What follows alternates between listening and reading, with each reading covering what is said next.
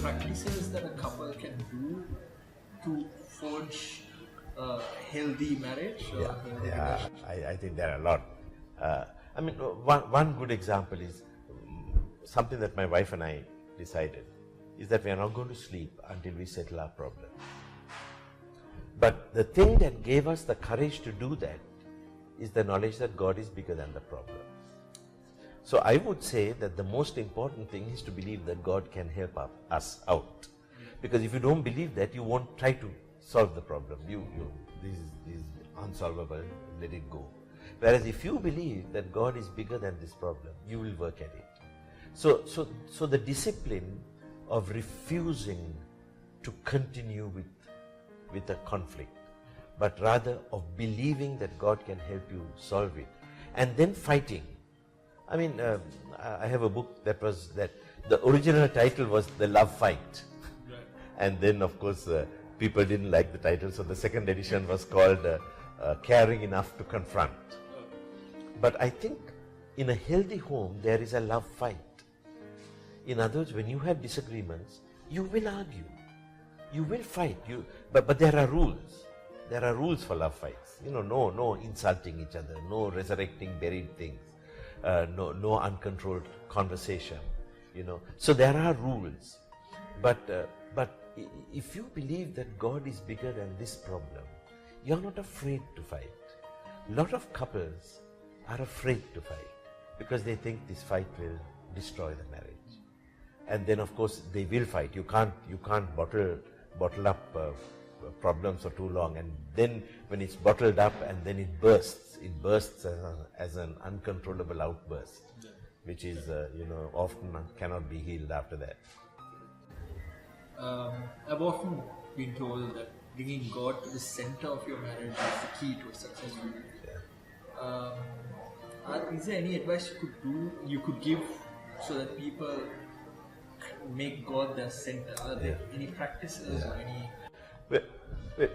I think what happens is that many young couples, when they are starting off with their marriage, it is such a challenging time. This is a competitive world, and to survive, you have to really work hard. And consequently, you're tired. And when you're tired, some of the first things to go are the most important things, such as talking to your spouse, talking to God, reading your Bible. These are the things that give us the strength to face the challenges of life. But sometimes the challenges of life get so we get so absorbed in the challenges that we forget to do these important things, which of course is going to result in unhappy lives and unhappy marriages.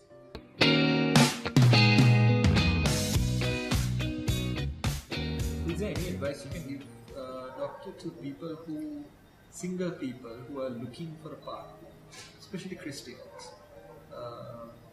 Is there maybe a set of criteria that you would deem to be a right set of points that one should look for in a partner? Yeah, I suppose there are a lot that we can give. One thing, of course, is if you love God, and if God is most important, you would want to marry someone who also considers God to be most important. It's not just a rule; it's just a wise decision. Sure. Because if God is most important to you, then you would look for someone who loves God, so that would be the top priority. Sure.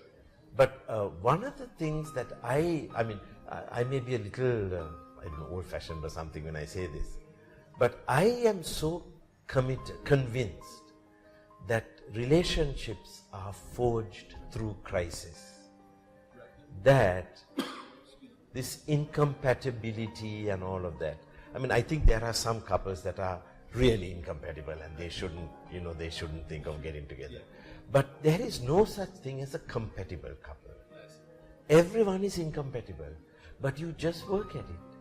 And what I would say is be willing. If you make a commitment to a person, be willing to work at it. I think today we are so picky. We want the perfect person. there is no such thing as a perfect person, you know, and so we become so you know, like prescriptive. It has to be like this. Whereas love is something that you work at, you know. So I'm not saying that there aren't this, there isn't all the romance and all of that. There is a lot of romance. But basically I think love is something that you work hard at. And for a single person to expect, to have your, you know, to expect this perfect sort of combination, I think is unrealistic. And I think one reason why people don't like to launch into something is that they are afraid that they'll get something that is imperfect. They are going to get an imperfect person. So that's very true. That touched a note, because I think what's important is a lot of people search for love, and I think a lot of people have preconceived notions as to what will give them love. And I think, like you rightly said, that could be the failure as to why a lot of people remain single or are dissatisfied with their marriages. So to you, Doctor, now you've touched on it, but what is love? What is healthy love? I mean, to most young kids, it could be what they see in a pretty girl, but is that actually love? So, I think there is something to what they see in a pretty girl too. I mean, you're not going to marry someone that you don't think is beautiful, right? Of course, beauty is in the beholder, right? So that's there. That's an important aspect. But that is just a springboard to something much more important, which is hard work. You know, in 1 Corinthians 14:1, Paul says, "Make love your aim," or follow after love. So in a marriage, the aim of a husband, like the primary ambition in life of a husband, is to make the wife happy. And the primary ambition in life for a wife is to make the husband happy.